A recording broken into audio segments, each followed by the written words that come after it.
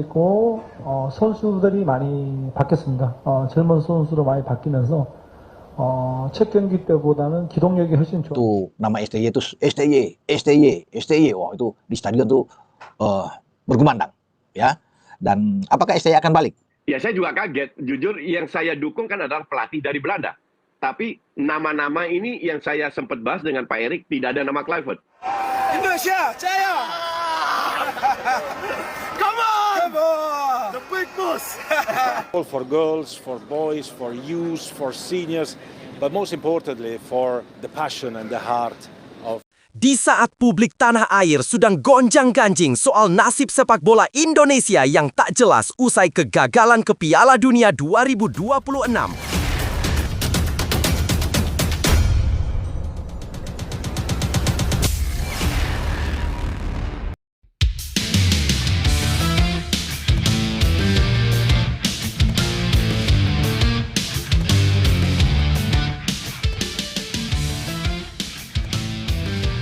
Di saat publik tanah air sedang gonjang-ganjing soal nasib sepak bola Indonesia yang tak jelas usai kegagalan ke Piala Dunia 2026, alhamdulillah kabar bagus datang tiba-tiba.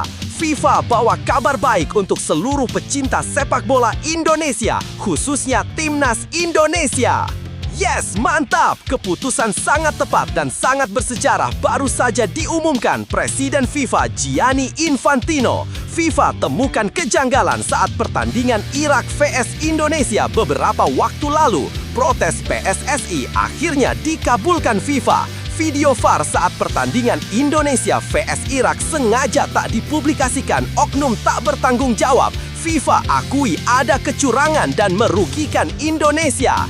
Timnas Indonesia dinyatakan main lagi hari Sabtu. Publik dibikin terkejut dan tak percaya. Harapan ke Piala Dunia masih ada. Jangan sia-siakan kesempatan kedua ini. Dan kabar baiknya adalah Shin Tae-yong akan memimpin skuad Garuda untuk menggantikan Patrick Kluivert. Mari kita bahas, teman-teman. Tapi, Mimin minta tolong tonton video ini sampai selesai agar tidak ada kesalahpahaman yang terjadi. Dan tak bosan-bosan juga, tolong like dan share video ini ke media sosial kalian agar semua orang tahu apa yang sedang terjadi.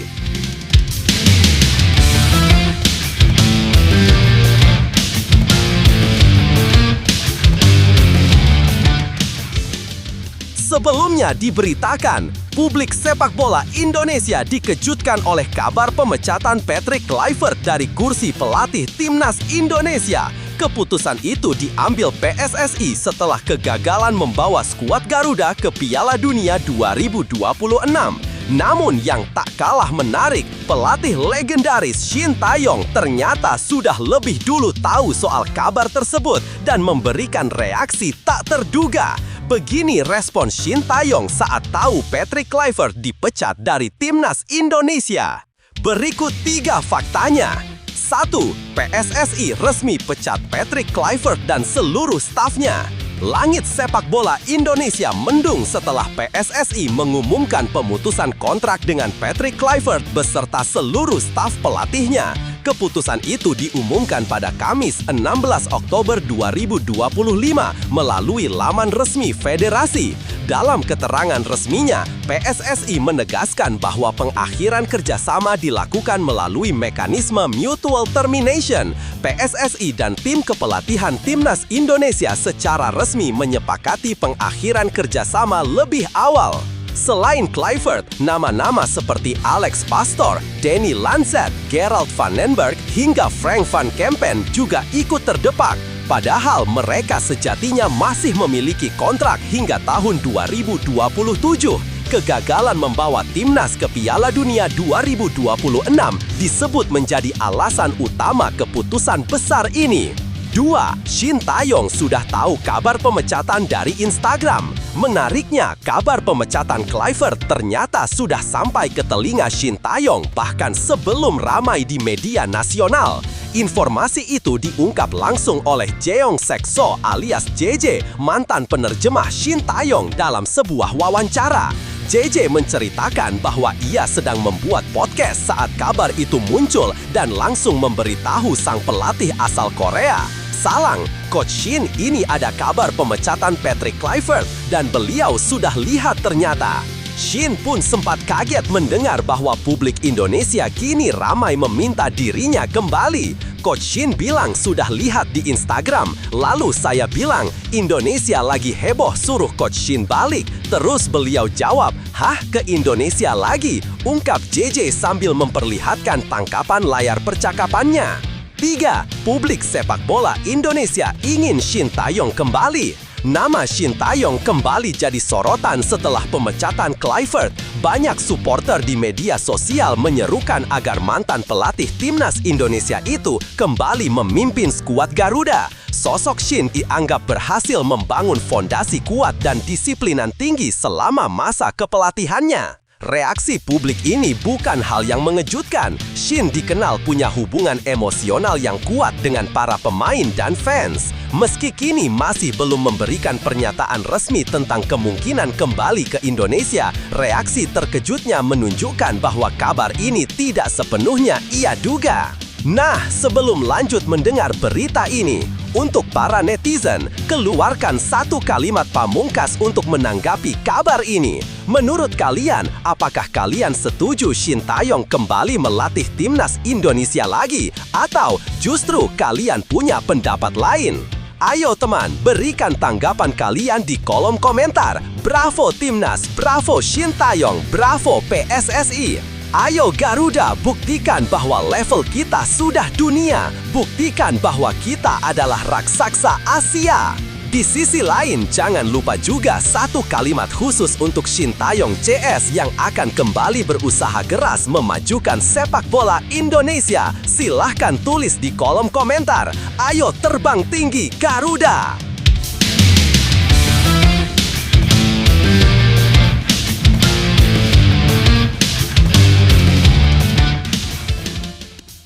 Mari kita lanjut teman-teman.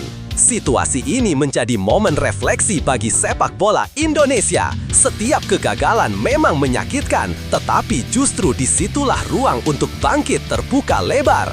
Jika publik begitu merindukan sosok seperti Shin Tae-yong, artinya bangsa ini masih punya harapan besar untuk melihat Garuda kembali terbang tinggi. Semoga badai pemecatan ini menjadi awal dari kebangkitan baru. Lebih lanjut, situasi pemecatan Patrick Kluivert dan reaksi publik yang langsung menyerukan nama Shin Tae-yong memperlihatkan betapa besar ekspektasi masyarakat terhadap sosok pelatih yang sudah memberi fondasi kuat bagi timnas Indonesia. Dalam konteks ini, rasa kecewa supporter bukan semata karena hasil, tapi juga karena kehilangan kepercayaan pada arah tim setelah era Shin berakhir. Kabar bahwa Shin Tae-yong terkejut dan belum memberi sinyal apa-apa soal kembali ke Indonesia menunjukkan ia masih punya kedekatan emosional dengan sepak bola tanah air. Publik yang berharap kembalinya Shin seolah ingin mengembalikan stabilitas, semangat juang dan disiplin yang dulu pernah ia tanamkan. Namun, dalam dinamika sepak bola modern, perubahan adalah hal yang wajar. Pemecatan bukan akhir, melainkan kesempatan untuk menata ulang arah timnas Indonesia. Baik bagi federasi maupun pelatih berikutnya, yang terpenting adalah membangun kepercayaan dan menjaga konsistensi visi jangka panjang. Bukan sekedar mencari figur populer, tapi pemimpin yang benar-benar mampu membawa Garuda kembali terbang tinggi. 7 pemain andalan Timnas Indonesia menuju Piala Dunia 2030. Nomor 1, Kapten Garuda yang tak pernah gentar. Sebelumnya diberitakan, Timnas Indonesia gagal melangkah ke Piala Dunia 2026 setelah 2 kekalahan menyakitkan dari Arab Saudi 2-3 dan Irak 0-1. Namun harapan Garuda tak padam. Skuad asuhan Patrick Kluivert mulai menatap jauh ke depan kualifikasi Piala Dunia 2030. Beberapa pemain senior mungkin sudah tak lagi muda di tahun 2027 saat kualifikasi dimulai, tapi ada sederet nama yang masih bisa menjadi tulang punggung merah putih. Berikut ini 3 faktanya. 1.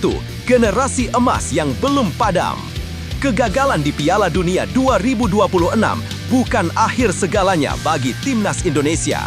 Dari sekian pemain yang kini membela Garuda, masih ada 7 nama yang diyakini tetap bisa diandalkan saat kualifikasi Piala Dunia 2030 dimulai. Mereka adalah Jake Itzes, Marten Paes, Ole Romeni, Emil Audero, Calvin Verdonk, Dean James, dan Mace Hilgers. Menariknya, sebagian besar dari mereka akan berada di usia emas pesepak bola pada tahun 2027, sekitar 26 hingga 30 tahun. Kapten Jay Itzes misalnya akan berumur 27 tahun. Bek tangguh Sassuolo itu dikenal berkarakter kuat dan punya jiwa kepemimpinan tinggi, membuatnya layak tetap menjadi pemimpin di lapangan. Begitu juga Marten Paes, kiper andalan FC Dallas yang diyakini akan menebus kegagalannya di 2026 dengan performa lebih matang di 2030. 2. Kiper dan bek kelas dunia di barisan Garuda. Sektor pertahanan Indonesia diprediksi masih akan menjadi kekuatan utama di masa depan. Nama-nama seperti Emil Audero dan Calvin Verdonk menambah kedalaman dan pengalaman di lini belakang. Emil, kiper Cremonese, akan berusia 30 tahun saat kualifikasi 2020 dimulai, usia yang ideal bagi penjaga gawang untuk menunjukkan kematangan refleks dan ketenangan. Sementara itu, Calvin Verdonk, bek kiri LOSC Lille, menunjukkan performa impresif selama babak kualifikasi 2026 meski tim gagal lolos. Ia dikenal fleksibel, mampu bermain sebagai bek maupun gelandang kiri, menjadikannya aset berharga bagi Timnas Indonesia di masa mendatang. Dean James dan Mace Hilgers juga tak bisa dilupakan. Dean yang bermain untuk Go Ahead Eagles mulai menembus skuad utama Garuda di posisi fullback kiri. Adapun Hilgers, meski sempat absen karena kendala klub, diharapkan sudah bisa tampil di 2030. Dengan usia baru 26 tahun, bek FC20 ini berada di puncak performanya dan bisa menjadi pilar pertahanan bersama Itzes. 3. Harapan baru di lini depan Garuda. Selain pertahanan kokoh, lini depan Timnas Indonesia juga masih menyimpan potensi besar. Ole Romeni menjadi salah satu pemain yang paling disorot. Dengan usia 20 tahun di 2027, striker ini diperkirakan mencapai puncak karirnya. Gaya bermainnya agresif dan tajam, serta kerap memberi kejutan bagi lawan dengan pergerakan tanpa bola yang cerdas. Meski Joey Pelupesi dan Jordi Amat mungkin tak lagi membela Garuda di 2030 karena faktor usia, regenerasi tampaknya berjalan baik. Masih ada pemain muda seperti Rizky Ridho, Kevin Dix, dan Egy Maulana Fikri yang siap menjadi pelapis bahkan pesaing bagi para senior. Dengan komposisi ini, skuad merah putih diprediksi akan lebih matang, berkarakter, dan siap menatap mimpi besar menuju Piala Dunia 2030. Tanpa disadari, perjalanan panjang ini bukan sekedar soal taktik dan strategi, tetapi juga tentang mental dan ketangguhan. Harapan para pemain, pelatih, dan supporter masih sama, melihat merah putih berkibar di ajang sepak bola paling bergengsi dunia. Timnas Indonesia telah menunjukkan bahwa mimpi boleh tertunda, tapi semangat juang tidak boleh padam. Kini tinggal bagaimana mereka menjaga konsistensi dan terus berproses menuju panggung dunia yang sesungguhnya. Tanpa disadari, perjalanan panjang ini bukan sekedar soal taktik dan strategi, tetapi juga tentang mental dan ketangguhan. Harapan para pemain, pelatih, dan supporter masih sama, melihat merah putih berkibar di ajang sepak bola paling bergengsi dunia. Timnas Indonesia telah menunjukkan bahwa mimpi boleh tertunda, tapi semangat juang tidak boleh padam. Kini tinggal bagaimana mereka menjaga konsistensi dan terus berproses menuju panggung dunia yang sesungguhnya. Lebih lanjut, situasi ini menunjukkan bahwa Timnas Indonesia sedang berada di fase penting dalam perjalanan panjang menuju kemapanan sepak bola modern. Gagal lolos ke Piala Dunia 2026 tentu menjadi pukulan berat, tetapi juga menjadi cermin yang memaksa tim dan federasi untuk berbenah secara serius. fakta bahwa masih ada pemain top yang bisa diandalkan hingga kualifikasi 2020 adalah sinyal positif. Regenerasi mulai berjalan dan kualitas pemain keturunan yang bergabung ke skuad Garuda benar-benar memberi dampak nyata. Namun, di balik optimisme itu, ada tantangan besar yang tak bisa diabaikan. Soal kontinuitas pelatih, sistem pembinaan, dan sinergi antar pemain lokal dan naturalisasi akan sangat menentukan arah tim ini. Indonesia sudah punya modal besar berupa pemain-pemain yang tampil di Eropa, tapi tanpa fondasi kuat di dalam negeri, baik dari liga, akademi, maupun manajemen federasi, mimpi ke Piala Dunia 2020 bisa kembali kandas. Kegigihan para pemain seperti Jay Itzes dan Marten Paes patut diapresiasi. Mereka tidak hanya bermain dengan teknik, tapi juga membawa mental pemenang yang menular ke pemain lain. Jika semangat ini terus dijaga dan ditularkan ke generasi berikutnya, bukan tidak mungkin Indonesia akan memiliki skuad yang lebih matang, solid, dan kompetitif di panggung internasional. Inilah masa untuk berhenti sekedar bermimpi dan mulai membangun langkah konkret menuju cita-cita besar, menjadikan Garuda terbang lebih tinggi di Piala Dunia 2080. Jangan pernah takut gagal, karena setiap kegagalan adalah batu loncatan menuju keberhasilan yang lebih besar. Timnas Indonesia mungkin tersandung di Piala Dunia 2026, tapi semangat juang mereka belum padam, dan disitulah harapan sejati tumbuh. Perjalanan menuju Piala Dunia 2020 bukan sekedar tentang mencetak gol atau menang di lapangan, tapi tentang membangun karakter, mental baja, dan kebanggaan mengenakan lambang Garuda di dada. Setiap latihan, setiap pertandingan, dan setiap keringat yang menetes adalah bagian dari proses menuju sejarah baru sepak bola Indonesia. Untuk para pemain, jangan biarkan kegagalan mengerdilkan mimpi. Untuk para supporter, jangan pernah berhenti percaya. Karena dukungan, keyakinan, dan doa dari jutaan rakyat Indonesia adalah bahan bakar yang membuat Garuda bisa terbang lagi, lebih tinggi, lebih kuat, dan lebih bermakna. Ingatlah, mimpi besar memang tidak datang dengan mudah. Tapi ketika seluruh bangsa bersatu di balik satu semangat, tidak ada yang mustahil. Garuda bisa, Indonesia pasti bangkit.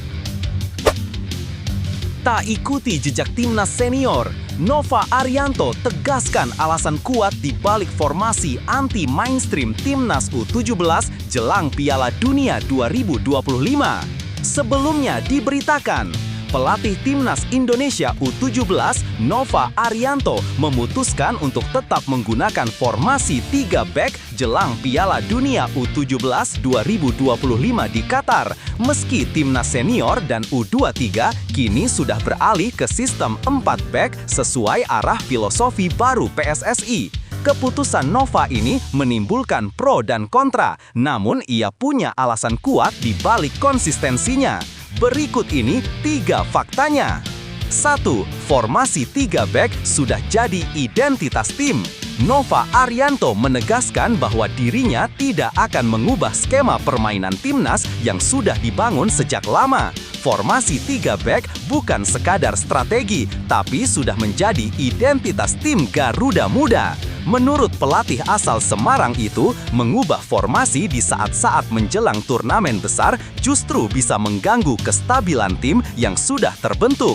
Nova menjelaskan sistem 3 back telah ia terapkan sejak Piala AFF U16 2024, kemudian berlanjut di Piala Asia U17 2025 hingga deretan uji coba di Bulgaria beberapa waktu lalu.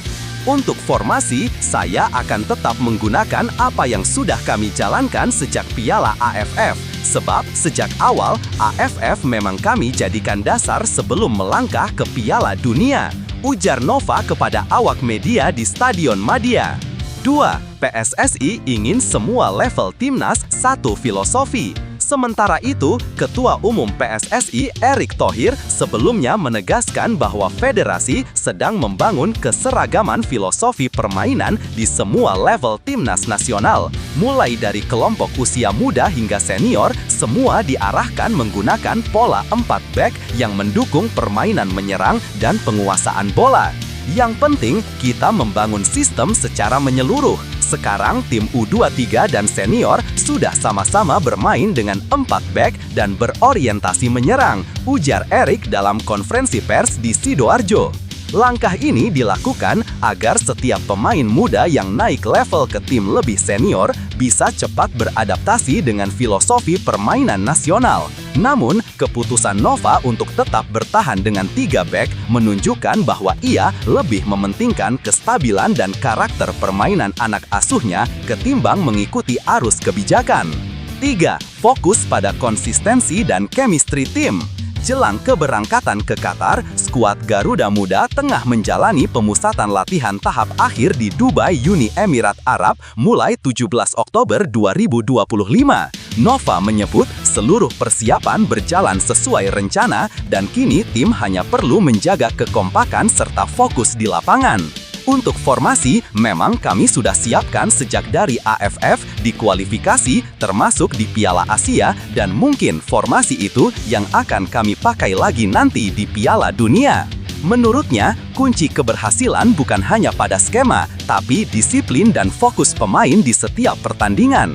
Nova menoroti uji coba terakhir di Bulgaria, di mana satu kelengahan kecil membuat tim kebobolan. Dari situ, ia menekankan pentingnya konsistensi mental dan kesadaran posisi di lapangan agar tidak mengulang kesalahan serupa di ajang dunia nanti. Lebih lanjut, keputusan Nova Arianto untuk tetap memakai formasi 3 back meski tak sejalan dengan arah kebijakan PSSI menunjukkan karakter pelatih yang berani dan penuh keyakinan. Di satu sisi, langkah ini bisa dianggap sebagai bentuk kemandirian profesional. Nova tahu betul kekuatan dan kelemahan timnya, serta memahami bahwa perubahan mendadak menjelang turnamen besar seperti Piala Dunia U17 justru beresiko merusak kestabilan permainan yang sudah terbangun.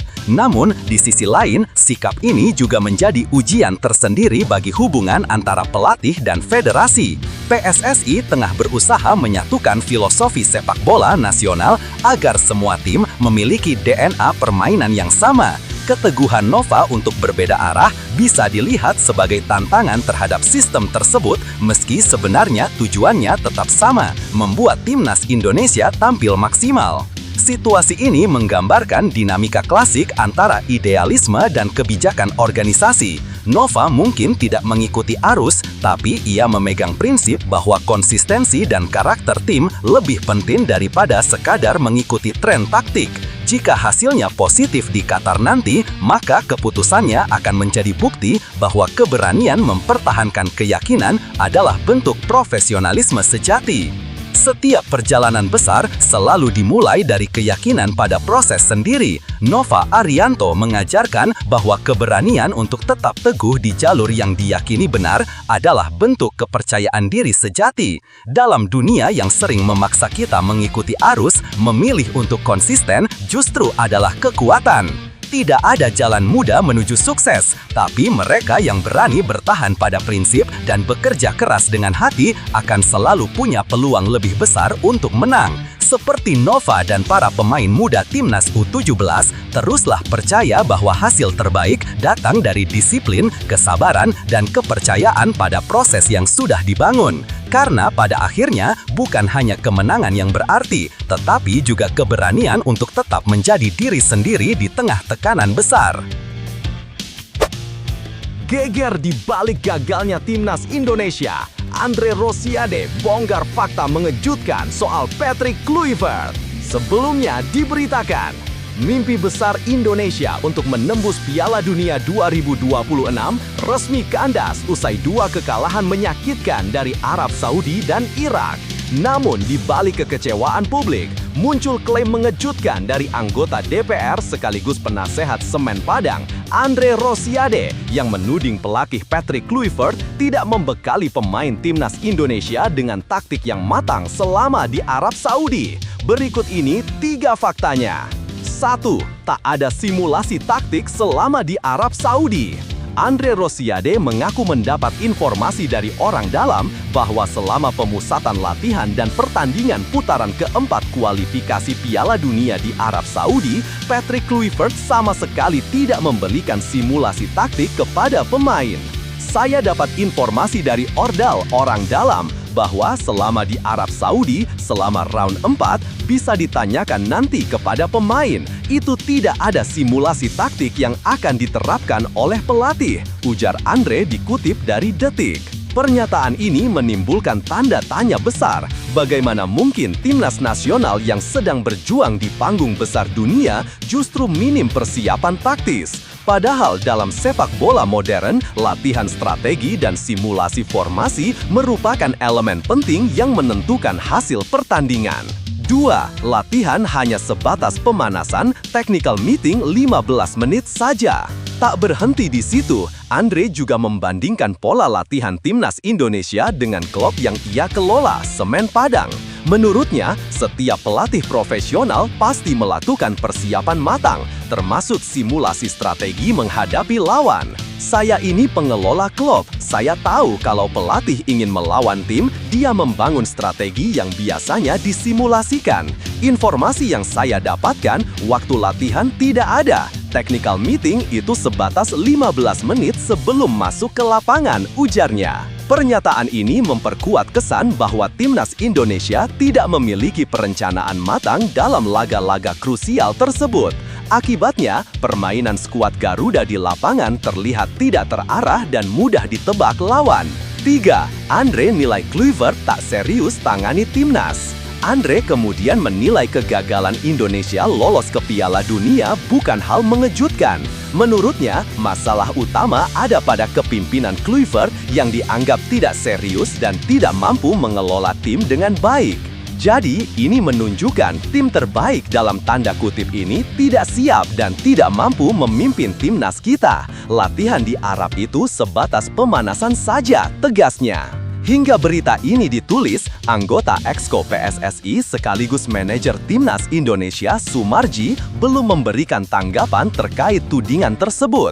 Publik kini menunggu klarifikasi resmi dari PSSI mengenai situasi internal yang semakin memanas. Lebih lanjut, situasi ini memperlihatkan betapa rapuhnya fondasi manajemen dan komunikasi dalam tubuh timnas Indonesia. Kritik dari Andre Rosiade tentu tidak bisa diabaikan begitu saja karena datang dari sosok yang juga paham dunia sepak bola profesional. Jika benar Patrick Kluivert tak menyiapkan taktik secara matang, maka kegagalan ini bukan sekedar soal kalah di lapangan, tetapi cerminan lemahnya perencanaan dari level tertinggi. Namun di sisi lain, publik juga perlu berhati-hati menyikapi tudingan seperti ini.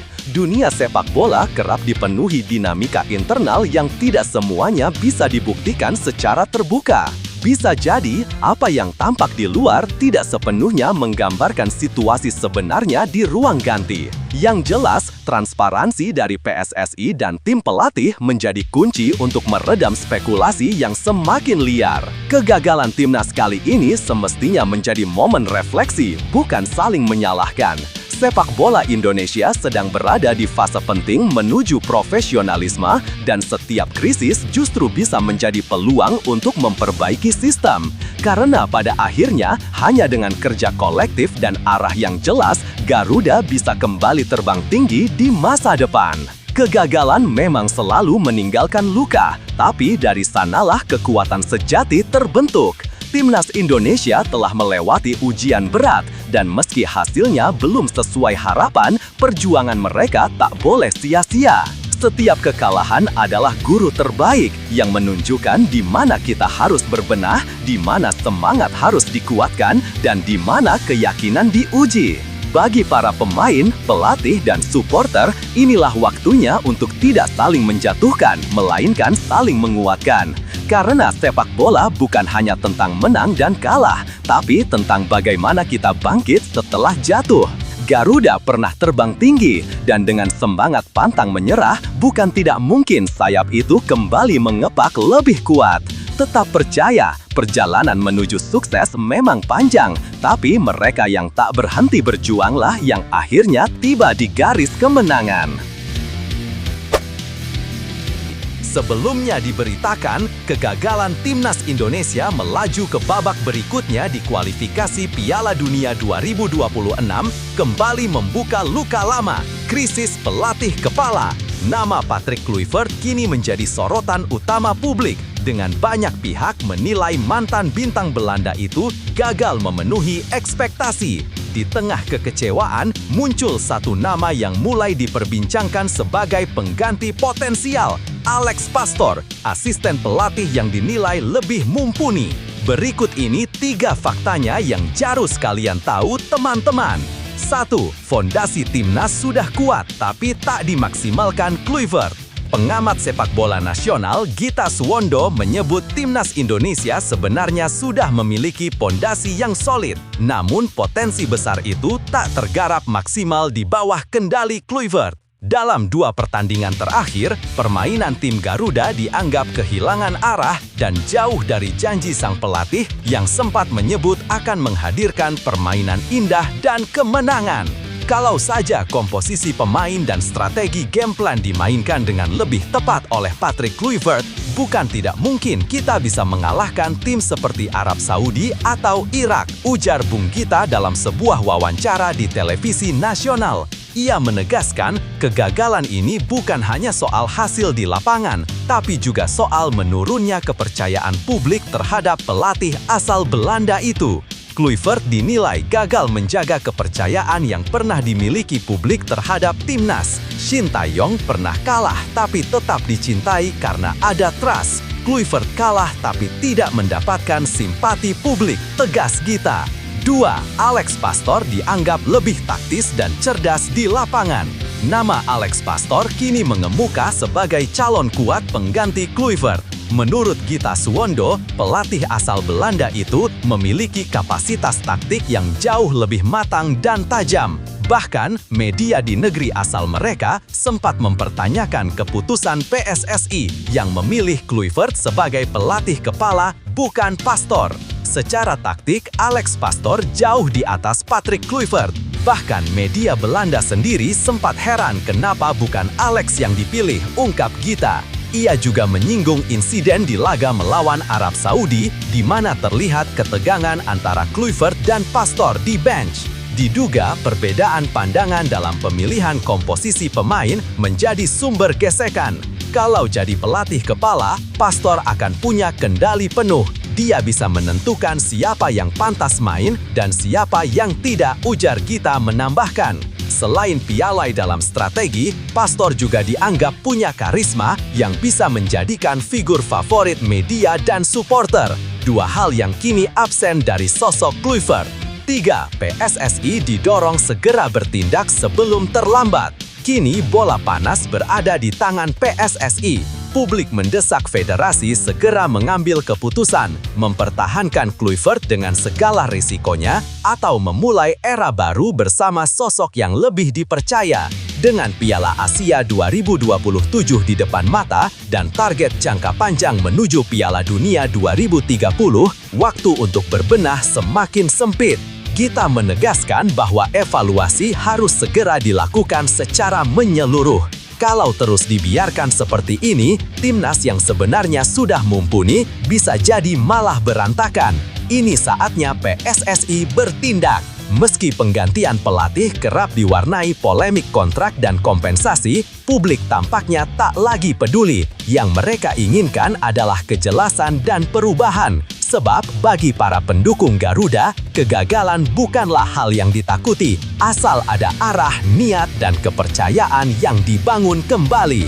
Nah, sebelum lanjut mendengar berita ini, untuk para netizen, keluarkan satu kalimat pamungkas untuk menanggapi kabar ini. Menurut kalian, apa